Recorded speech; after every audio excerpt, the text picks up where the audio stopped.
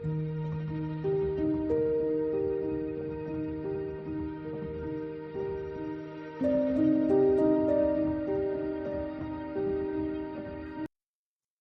Everyone. तो कैसे हैं आप सब लोग? आई होप आप सभी अच्छे होंगे। सो मैं रोहित वेलकम करता हूं आपका मेरे चैनल रोहित नाइस में। तो आज की वीडियो में बात करने वाले हैं, बहुत इंपॉर्टेंट चीज़ है, वो है हमारे वेंटिलेटर अलार्म्स के बारे में। उससे पहले मैं बता दूं आपको कि जब भी पेशेंट को वेंटिलेटर पे लेना हो, उससे पहले हमें वेंटिलेटर की प्रॉपर चेक करना है कि वेंटिलेटर प्रॉपर फंक्शनिंग है या नहीं है, उसका प्री यूज चेकअप हो रखा है या नहीं रखा है, या फिर उसके जो पार्ट्स हैं, बैटरी सप्लाई है या ऑक्सीजन सप्लाई है, मेडिकल एयर है, वो सब कनेक्टेड है या नहीं है। ये सभी हमें चीज़ें चेक करनी है जब भी हम पेशेंट को वेंटिलेटर पे लेंगे। बढ़ते हैं वीडियो तरफ, हम बात करेंगे वेंटिलेटर अलार्म्स के बारे में।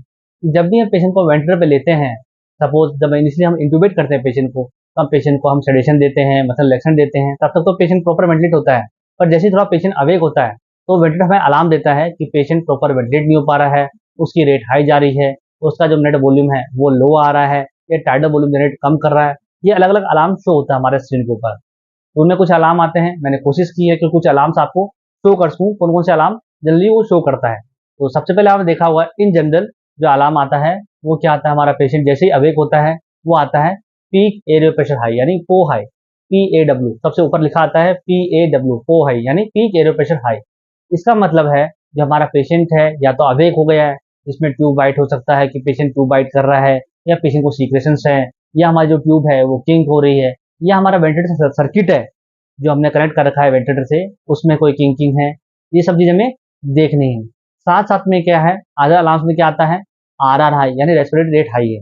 हमने पेशेंट की जो वॉल्यूम रेट सेट कर रखी है, वो रेट सेट कर रखी है 18, 20 या 16, जो भी हमने सेट कर रखी है, और पेशेंट है वो कितना रेट ले रहा है, 32, 34। ठीक है, क्योंकि जब पेशेंट अवेक होता है तो उसको फील होता है कि उसके मुंह में हमने ट्यूब डाल रखी है, तो पेशेंट थोड़ा कॉन्शियस होता है और वो ट्यूब बाइट में कुछ करता है, तो प्रॉपर वेंटिलेट नहीं हो पाता। ठीक है, और अलार्म कौन कौन से आते हैं, जैसे expiratory minute volume low, expiratory minute volume high, RR high, ये हमारी एक्सपायरेटरी कैसेट है उसके अंदर कोई इश्यू आ रहा है, O2 सेल सेंसर फेलियर। ये कुछ अलार्म्स हैं जो हमें शो करते हैं। अब इनको जोल्व कैसे करना है उनके बारे में देखते हैं अपन। ठीक है, और बढ़ते हैं वीडियो के हिसाब से, आइए। तो यहाँ पे जो अलार्म आ रहा है वो आ रहा है पो हाई यानी पीक एरियल प्रेशर हाई। तो जनरली अलार्म कब शो करेगा, जब पेशेंट की ट्यूब के अंदर सीक्रेशंस होंगे, या कोई फॉरेन पार्टिकल होगा, या हमारा जो ट्यूब है वो किंक होगी, या हमारा बैटरी सर्किट है वो जो ट्यूबिंग है उसमें कोई फोल्ड है या किंक हो रहा है। साथ साथ में और रीजन देखने हैं हमें कि कहीं पेशेंट अवेक तो नहीं है, हमारा सेडेशन ब्रेक हो, तो उस केसेस में कई बार पेशेंट अवेक हो जाता है और पेशेंट ट्यूब बाइट करने लग जाता है। ऐसे केसेस में भी क्या होता है, जो अलार्म्स हैं वो बढ़ जाते हैं, यानी एरियल प्रेशर बढ़ जाता है। ठीक है, यहाँ पे स्क्रीन में आप जो देख रहे हैं वो है PRC मोड के पेशेंट है, उसके एरियल प्रेशर हाई है। यहाँ पे क्या है, जो पेशेंट के लंग्स है वो डिजीज्ड है।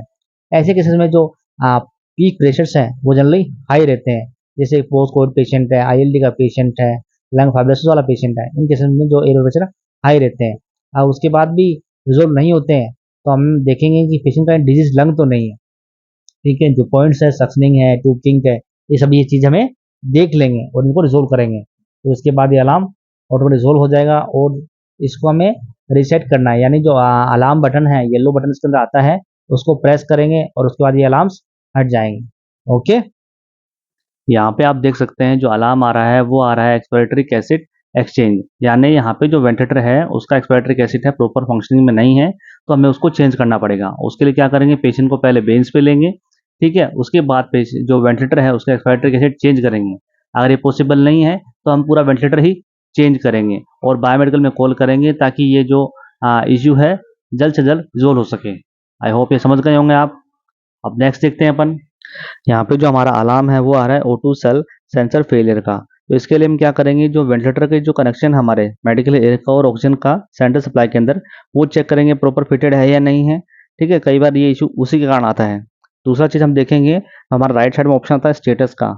इसमें आप जनरल में देखेंगे जो एयर प्रेशर O2 प्रेशर देख सकते हैं आप, वो है नियर बाय इक्वल होना चाहिए। अगर इसमें बहुत ज़्यादा डिफरेंस है, सपोज एक एयर प्रेशर आ रहा है 2 का और O2 प्रेशर आ रहा है 4 या 5 का, तो हमें बायोमेडिकल में कॉल करना और इमीडिएटली पेशेंट का वेंटिलेटर चेंज करना है।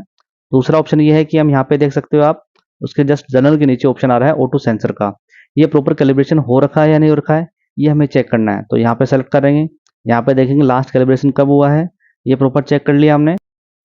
अब यहाँ पे आप देख सकते हैं जो अलार्म आ रहा है वो आ रहा है रेस्पिरेटरी रेट हाई का, यानी हम जो रेट है वो सेट कर रखी है वेंटिलेटर पे 18 की, और यहाँ पे रेट आ रही है 49 50 की, यानी पेशेंट अवेक हो गया हमें, और यहाँ पे पेशेंट को हमें सेडेट करना है या फिर सक्शनिंग करनी है पेशेंट की, ताकि एयरवे क्लियर हो जाए और रेट सेटल हो जाए।